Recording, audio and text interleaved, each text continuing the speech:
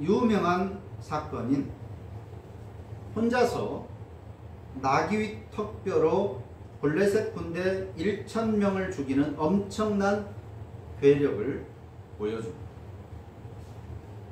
이때도 앞서 사자를 죽였을 때와 마찬가지로 사사기 저자의 의도는 삼손의 힘이 얼마나 대단한가를 말하려는 것이 아닙니다. 왜냐하면 나귀의 턱뼈를 성경은 굳이 새 턱뼈라고 표현하고 있습니다. 새 것인 턱뼈다. 원문에서는 싱싱한 나귀의 턱뼈라고 말하고 있습니다. 싱싱하다, 나귀의 턱뼈가 새 것이다. 이 말은 죽은 지 얼마가 안 되었다. 피가 묻어나는 턱뼈라는 것을 밝히는 것입니다. 다시 말하면 피를 묻혀서는 안 되는, 사체를 만져서는 안 되는 삼손이 나시린의 규정을 또 한 번, 또 다시 어겼다는 것을 지적하는 거예요. 나시린의 규정이 대표적인 것이 세 가지입니다. 술을 마시면 안 된다, 사체를 만지면 안 된다, 머리를 자르면 안 된다. 그런데 사체를 이미 만졌고, 그리고 술 마신 것은 말도 없고, 말도 할 필요 없고, 두 가지를 어긴 삼손입니다.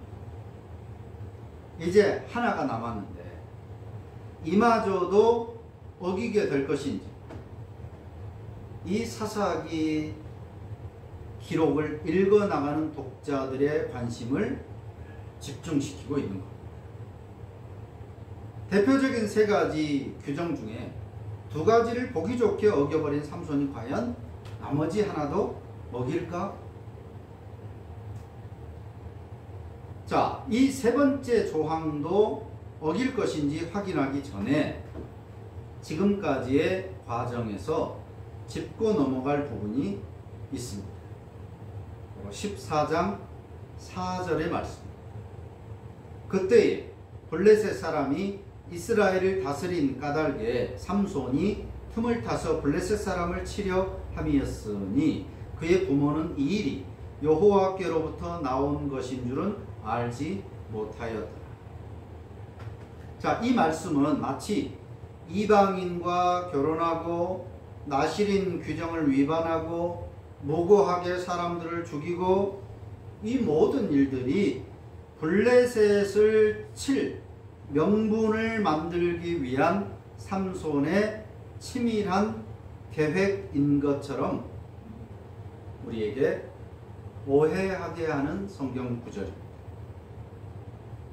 이 모든 것들이 과연 삼손의 큰 그림, 빅픽처였겠느냐, 그런 것이 아니겠느냐라고 오해할 수 있는 그런 성경의 구절입니다. 이 모든 것들은 삼손이 이를 빌미로 블레셋을 칠 명분을 얻기 위함인 줄 부모는 몰랐다. 다 하나님과 삼손의 계획이다라고 생각할 수 있게 하는 성경의 구절인데, 그런데 원문에 보면 삼손이 틈을 타서라고 되어 있는 우리말 성경에서 삼손은 바로 하나님이라고 되어 있습니다. 왜 이렇게 우리 성경이 번역을 했고 또 다시 개정한 지금 우리가 읽고 있는 이 성경도 똑같이 삼손으로 번역했는지 알 수 없는데,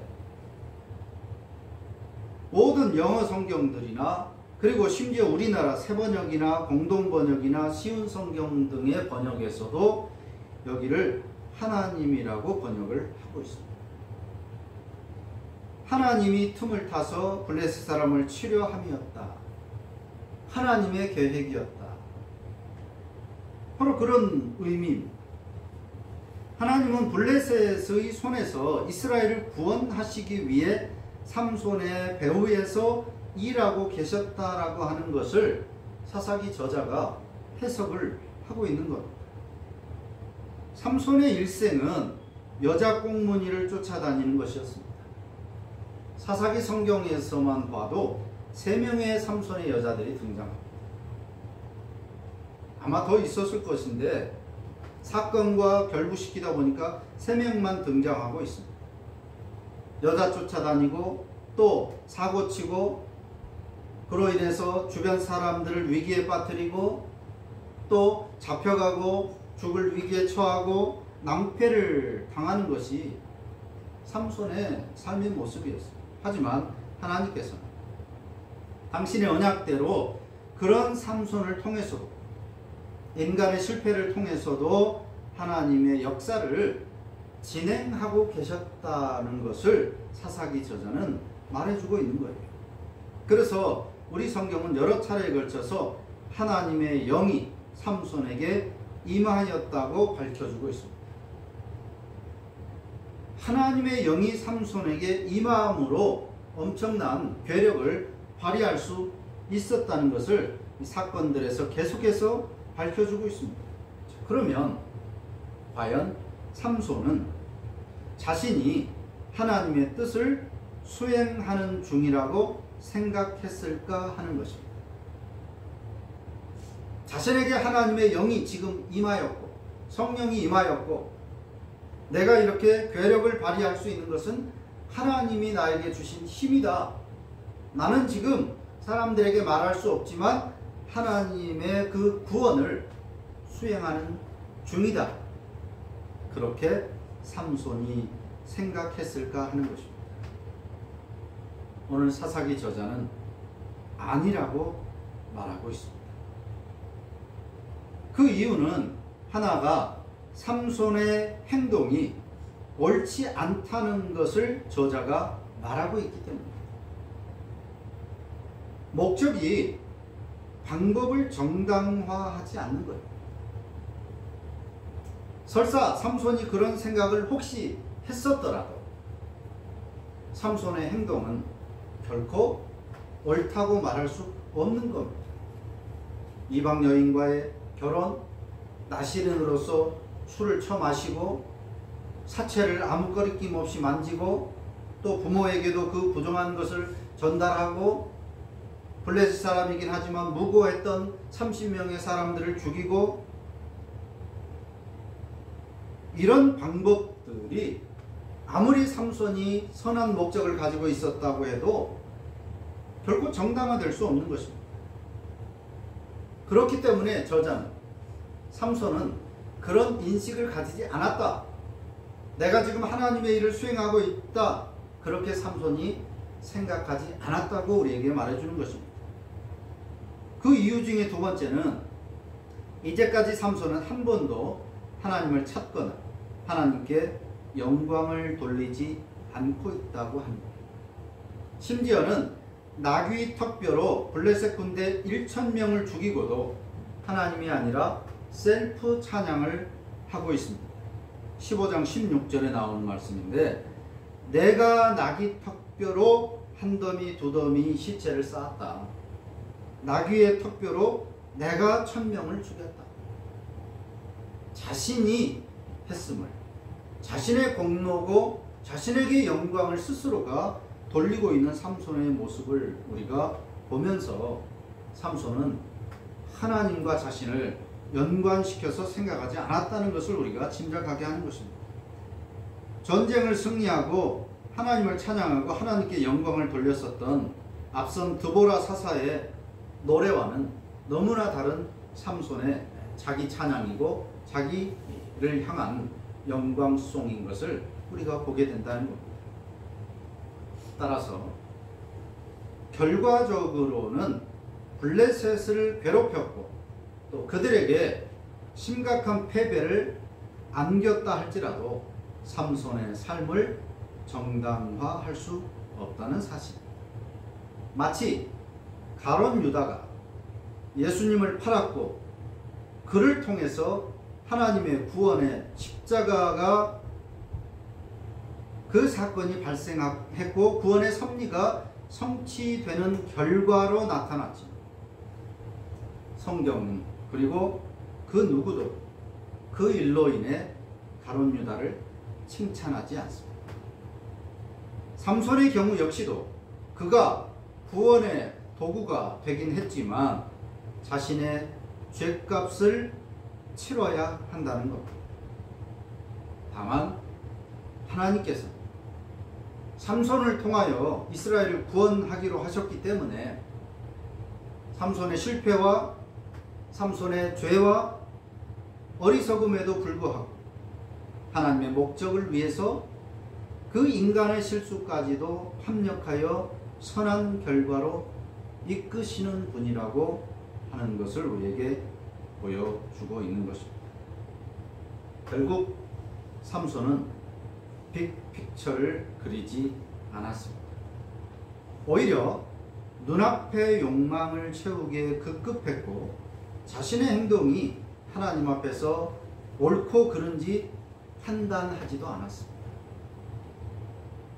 그 행동으로 인해서 주변에 어떤 여파가 있을지 관심도 없었습니다.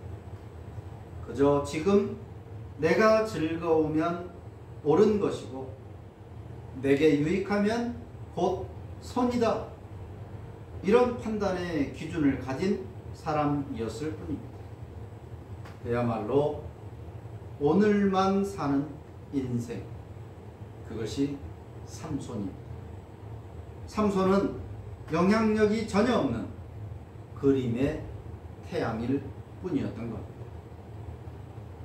자, 앞에서 13장에서 삼손의 아버지가 마노아로 등장합니다.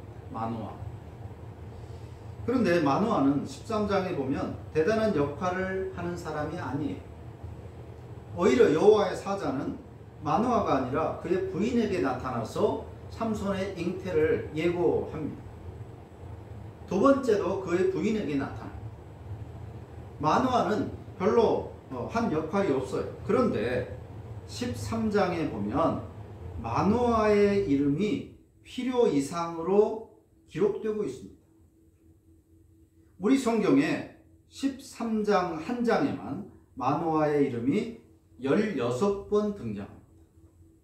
원문에는 17번. 이것은 대단히 비상식적인, 비정상적인 횟수입니다. 아주 짧은 본문 안에서 한 사람의 이름이 17차례나 등장한다라고 하는 것은 이건 분명한 저자의 의도가 있는 기록이라고 생각해야 마땅한 것입니다. 그 이유는 이름의 뜻이 안식이라고 하는 것에서 답을 찾을 수 있습니다. 마노아라는 뜻은 안식이라는 뜻입니다. 자, 그렇다면 13장을 마노아라는 단어를 안식이라는 단어로 바꾸어서 읽게 되면 짧은 13장을 읽어가다 보면 눈에는 안식이라는 단어만 보이게 될 것입니다.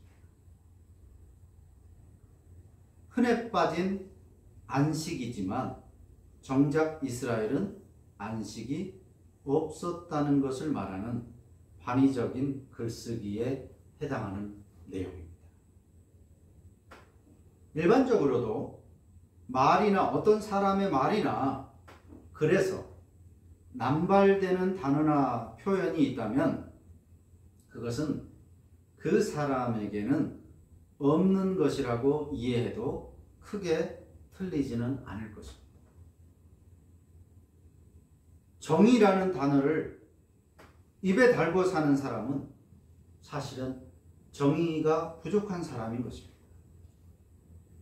과학적 방역이니 과학적 무엇이니 하는 그런 단어를 남발한다면 그것이 부족하다는 의미가 되는 거예요.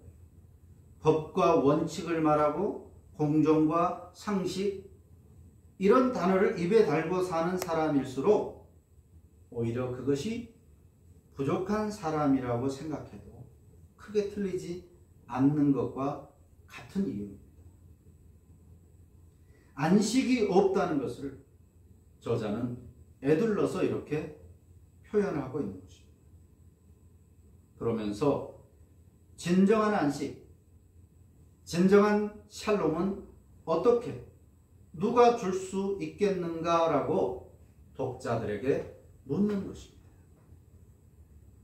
이 이야기를 읽으면서 안식 계속해서 안식을 읽는데 정작 우리에게는 안식이 없다. 그러면 누가 진정한 샬롬 안식을 우리에게 줄 것인가? 라고 생각하게 되는 것입니다. 괴력을 가진 삼손이 우리에게 안식을 줄 수 있을까? 태양과 같은 삼손이냐? 법이나 제도를 바꾸면 되는 것이냐? 오늘 성경은 삼손도 그 무엇도 아니라고 말합니다. 여호와 하나님께서 우리의 진정한 태양이 되시고 참 안식, 샬롬을 주시기 위해 구원의 빅픽처를 그리시는 분이라고 말해주고 있는 것입니다. 그 구원의 큰 그림 안에 다윗이 그려 넣어지게 되는 것이고 결국 예수 그리스도의 십자가도 그 하나님의 그리시는 큰 그림 안에 그려지게 되는 것입니다.